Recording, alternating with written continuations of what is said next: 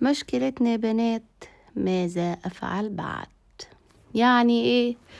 يعني معانا ست البنات الحلوة النهاردة بتحكي لنا قصتها بعد 16 سنة جواز. بتقول جالي عريس وخلاص ماما وافقت وبابا وافقوا. أنا ما قعدتش معاه غير يعني شهر واحد خطوبة، هوب اتجوزت. المشكلة مش هنا، المشكلة فين يا حبايبي يا حلوين؟ قالت المشكلة يا بنات بدأت من أول أسبوعين جواز. العريس كأنه مش عريس، يعني العلاقة بتحصل مرة أو مرتين بعد كام يوم. فالمهم على ما بسمع من البنات أصحابي بقى، وماما بتسألني والدنيا بتسألني والكلام اللي انتوا عارفينه، علشان خاطر ما بقاش إنسانة مش كويسة. اتفاجئت بتقول أنا بعد برضو فترة كده، مفيش أول شهر الجواز كان كل أسبوع مرة أو كل أسبوع مرتين وانتهى الموضوع. بعد كده يا بنات بعدها ب3 شهور لما تقوم العلاقة معاه مرة واحدة. فبتقول حبيت أفكر في الموضوع وبعدين قلت أعمل إيه؟ أنا همنع. حصل إجهاض، أول حاجة حصلت إجهاض. بعد كده قالت هروح للدكتورة وأخد وسيلة وأمنع الخلفة علشان أفكر شوية كمان ويمكن أسيبه وأتطلق. بتقول وصلت ان انا خلاص وصل بيا لحد ان انا عايزة اتطلق. رحت لوالدتي وقلت لها اللي حصل 1 2 3 واني عايزة اتطلق. قالت لها مفيش حد في العيلة عندنا بيتطلق، وعيب عليكي وعيشة حياتك، والناس مشغولة والدنيا زفت واحنا بنينا بيت مش هنهده عشان خاطر انتي هبلة وبتتكلمي في حوارات هبلة والكلام اللي زي ده. اوكي. قالت ايه جت غلطة يا بنات، وحملت في بنتي الاولانية وقلت حرضى زي ما والدتي قالت وارضى بنصيبي.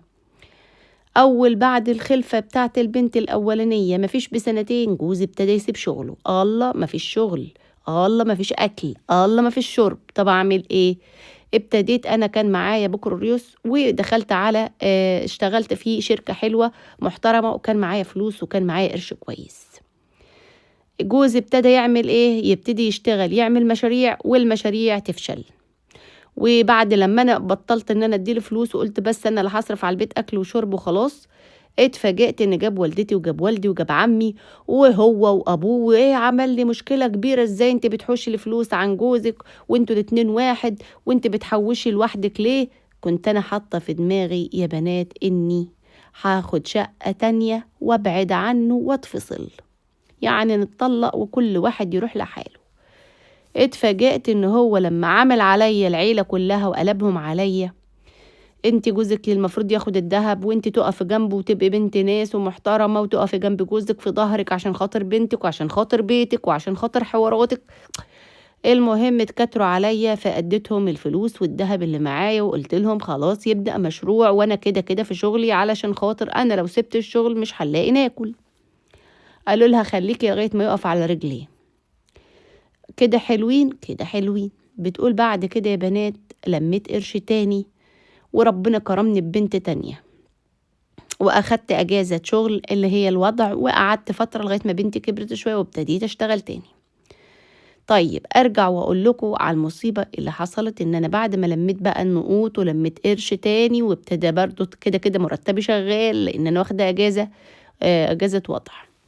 المهم فبتحكي بتقول بعد ده كله يا بنات اتفاجئت ان هو عاوز ياخد الفلوس اللي انا حوشتها وقول ده اصل انا ايه جبت عربية وباظت وانا عايزة اشتري ايه اعمل حاجة تاني. يا ابني انت كل ما بتعمل حاجة بتلاقيها بايظة يا حبيبي، ما ينفعش الكلام ده. وهي تعبانة معاه اصلا جسديا زي ما قلت لكم في الحوار التاني.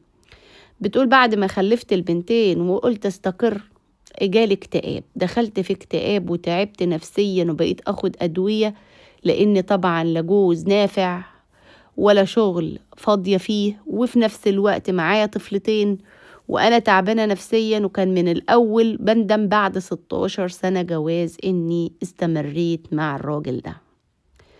فعشان اديه الفلوس كان في واحد صاحبه صديقه، يعني انسان كويس متدين بيصلي بيروح الجامع انسان خلوق، فقلت اكلم الانسان ده لان هو قال هيعمل مشروع معاه واتصلت بالراجل قلت له لو سمحت يا فلان انا عايزه اسالك 1 2 3 على جوزي، ان هو هيعمل مشروع وانت زميله وصاحبه وعارف الدنيا ماشيه ازاي، هل هو فعلا هيعمل مشروع؟ قال لي لا، ده جوزك بيضحك عليكي، ولما عرف معاكي فلوس بدي ياخد الفلوس ويصرفها. من هنا يا بنات وبدأ الحب وبدأ الشعللة. الراجل عرف ان انا في بيني وبين جوزي مشاكل، ابتدى يتصل بيا، انت عاملة ايه، اخبارك ايه. لقيت معاه اللي ما لقيتهوش من جوزي بعد 16 سنة من يوم ما اتجوزته. لقيت الحب والحنان والاطمئنان والدنيا اللي انا ما شفتهاش، مع انه راجل متجوز ومخلف وعايش مع مراته، بس بيقول لي الشرع بحل مثنى وثلاثة ورباع. فانا مش حاطه في دماغي اساسا الحوار، بس لما لقيته بيهتم بيا ويبعت لي رسالات حلوه وشات بينا وبين بعض، طبعا يا بنات انا ما تجاوزتش معاه اي غلط، بس كمان انا استوقفني حاجه، ان الراجل ده لما قال لي اي واحد بيدخل لواحده ست بيضحك عليها ويقول لها ان انا ومراتي مش مرتاحين مع بعض وفي مشكله بينا وبين بعض وفي حوارات، وعشان كده انا ممكن اسيبها او ممكن اسيبها على ذمتي عشان اولادي واتجوز عليها عشان راحتي النفسيه. ده عكس اي حد يا بنات حصل معاه العلاقه، بالعكس ده بيقول لي ده انا مراتي ده شايلها على دماغي، ده مراتي دي اللي في القلب، ده مراتي ام عيالي، ده مراتي دي ما شفتش منها 2، بس انتي برضو جميله وحلوه وايه وصغيره، بس انتي برضو كذا وكذا وكذا. يعني بيشكر في مراته بطريقه وبيشكر فيا بطريقه. استوقفني الحوارات دي، بس احلى حاجه عاملها فيا يا بنات انه خرجني من الاكتئاب، وفي نفس الوقت عمال افكر اعمل ايه. قال لي ايه رايك ابعتيلي صوره؟ قلت له لا معلش انا ما ببعتش صور، بس اللي بيني وبينه شات فقط لا غير، وهو عارفني وانا عارفاه. بس يا بنات اللي استوقفني ان انا ده يقول لي الكلام اللي عمري في حياتي ما سمعته، الاهتمام اللي ما شفتوش، الحياه اللي كان نفسي اعيشها، الدنيا اللي كان نفسي اشوفها. فقلت اعمل ايه، اغير من نفسي والبس كده وافرفش كده وايه، طالما طلعت من الكتاب اعيش جوزي شويه. قسما بالله يا بنات وكأن جوزي لم يكن، لا عارف انا تعبانه ولا عارف انا فرفوشه ولا اكنه معانا في البيت. تنصحوني بايه؟ اسيب الراجل ده واكمل بقية حياتي بدل ما ادخل في اكتئاب تاني؟ علما يا بنات الراجل اللي معاها مش جوزها ما بيدهاش الحنان، عشان نبقى كده حاطين كل حاجة. اول حاجة ما بيكلمهاش، عايش معاها ياكل ويشرب وياخد فلوس فقط لا غير، ما يعرفش ايه اللي في البيت وايه اللي بيصرف وايه اللي ما بيصرفش. هو عارف ان هي بتشتغل وبتصرف على البيت، علما ان الشقة اللي عايشة فيها ايجار وبتدفع مية وكهرباء مية وكهرباء واكل وايجار. هو بس كده اخره اذا عرف معاها قرش هي ملماه بيجي ياخده منها على انه هيعمل مشروع، وهو بيروح يصرفه على القهوة وعايش حياته وبيعمل مشاريعه كلها فاشلة. أنا بديكوا لمحة على الشخصية، علما كمان في العلاقة الحميمة غير راضية عنها تماما. بتقول من بعد كده، من بعد ما خلفت البنات ومن قبل، كان العلاقة بين كل 4 شهور مرة، كل 3 شهور مرة، لدرجة اني ما انكسفتش وقلت له المفروض تروح تكشف لان ده غير طبيعي. قال لي لا انا طبيعي بس انا مش فاضي للحوارات دي. كمان هي بتقول خايفة على بناتي اني اتجوز بصاحبه ويحصل مشاكل بينه وبين صاحبه، علما ان صاحبه مقتدر ماديا، وقال لي ده انا اجيب لك شقة ملك من الصبح واقعدك فيها واعيشك معززة مكرمة، وهقول لمراتي لاني مش هتجوزك في السر، انا هتجوزك بعلم مراتي ام ولادي، وانا راجل متدين وعارف انا بعمل ايه، وهقارن، يعني مش هيقارن، يعني هيقسم ما بيني وبين مراته ان هو فاتح بيت تاني ومراته هتبقى على علم. وهي خايفة صاحبة المشكلة ان جوزها لما يعرف ان هي عملت كده يطلع عليها ان هي انسانة خاينة وانسانة غدارة وخدت أولاده وسابته ويعمل لها مشكلة مع صديقه اللي هو المقرب ليه اللي هو ماشي معاه على طول. طيب احنا هنا في المشكلة يا بنات احنا بندي حلول وبندي مشاكل. يعني انا واحدة من الناس المشكلة انها يعني ممكن اديكوا حل انتوا تاخدوا بيه او ما تاخدوش بيه، او صاحبة المشكلة تاخد بيه او ما تاخدش بيه، حاجة ترجع لها هي يا حبايبي حلوين.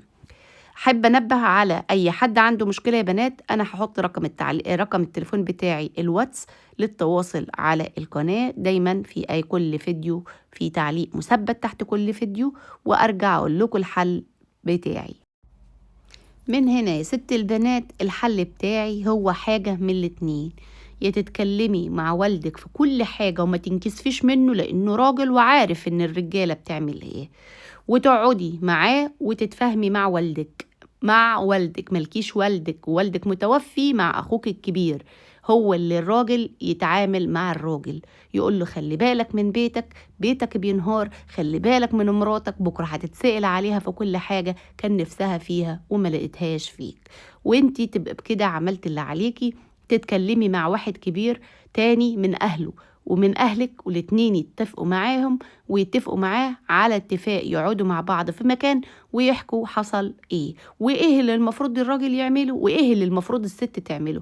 وبما ان الست لجأت لأهلها في حلول ولأهله في حلول من ناس كبار في السن، فكده انت عملت اللي عليكي، وهيوعدوكي بشهر بالظبط. الشهر ده قدامه ان هو يتعدل يا كل واحد يروح في حاله، وان كان كل واحد هيروح لحاله فانت اذا كده معاكي الشخص الصح اللي انت اخترتيه، الله اعلم بيه. بس لازم تسألي عنه، تسألي برضو على مراته وعلى حالته وعلى بيته، وهل هو فعلا انسان بيخاف ربنا، وهل هو فعلا انسان بيحب مراته واولاده بالطريقة اللي هو بيحكي لك بيها، وهل هو انسان تقدري تعتمدي عليه ان كان في شغل او في اي حاجة، وان هو هيستتك ويقعدك في بيتك، فده يبقى هو الانسان الصح. علما انك لازم برضو بعد ما تتطلقي كده كده هتقعدي 3 شهور و10 ايام العدة، وفي نفس الوقت في ال3 شهور وال10 ايام انتي تصلي صلاة استخارة وربنا يكرمك. اما اذا جوزك ابو بناتك اتعدل معاكي بعد اللقاء بتاع اهلك، فده هيبقى فلة شمعة منورة، وهترجعي لجوزك ويمكن ربنا يصلح حالك. ودايما عليكي بالدعاء بالهداية، انه ربنا يهدهولك، وده الحل السليم وهو اللي هيبقى الحل الصح، لانه طبعا كده ولا كده ابو بناتك كده ولا كده هيبقى هو جوزك، وكده ولا كده مش هيغير عليكي، ربنا ما يغيرش عليكي وجوه زي ما بقولوا. خلاص اسيبكم يا بنات واقول لكم مع الف سلامه، وما تنسونيش في اللايك والاشتراك ونفعل زر الجرس. ويا ريت يا حبايبي يا حلوين اللي عايزين يتواصلوا معايا زي ما بقول في كل فيديو اني ما بعرفش عنك اي حاجه، بتدخلي على الواتس تكتبي لي مشكلتك وانا بعرضها على القناه. ومع الف سلامه.